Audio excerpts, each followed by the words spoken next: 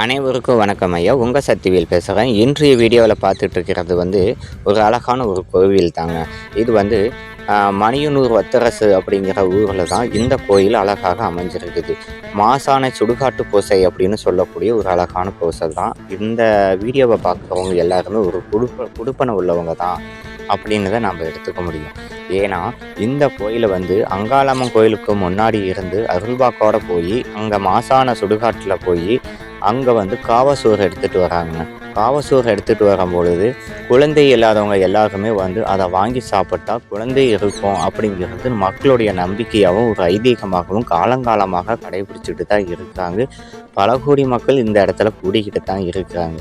அந்த காவசூரை எப்படி போடுறாங்க அப்படின்னா, முதல் அவங்க சுடுகாட்டில் ஒரு 2 வருடத்துக்கு பின்னாடி யாராவது இறந்துருந்தாங்க அப்படின்னா அந்த பிணத்தை அந்த குழியை தோண்டி காலுடைய முட்டு எலும்பை எடுத்து சட்டியில் போட்டு அதில் பச்சை நெல்லஞ்சோத்தை வடித்து கொட்டிடுறாங்க.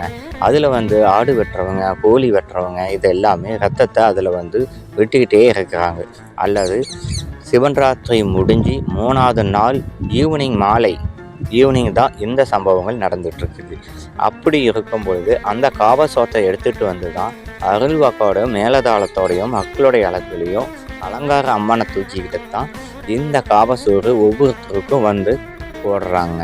அப்படி போடும்போது கண்ணை மூடிக்கிட்டு நம்ம குழந்தை இல்லாத பெண்கள் வெள்ளை வேட்டி கட்டிக்கிட்டு தான் அதை வாங்கி அப்படியே கண்ணை மூடிக்கிட்டு சாப்பிட்றாங்க.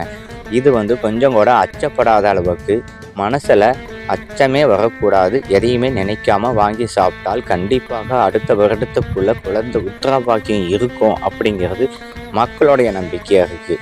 சரி, அது எப்படி போடுறாங்க, அது எப்படி நடக்குது, அதனுடைய வீடியோவை தான் இன்றைய வீடியோவில் ஷூட் பண்ணியிருக்கிறோம். கண்டிப்பாக பார்த்து மகிழ்ச்சி அடையுங்களேன். மீண்டும் அடுத்த வீடியோவில் சந்திக்கலாம் நேயர்களே. நன்றி, வணக்கம்.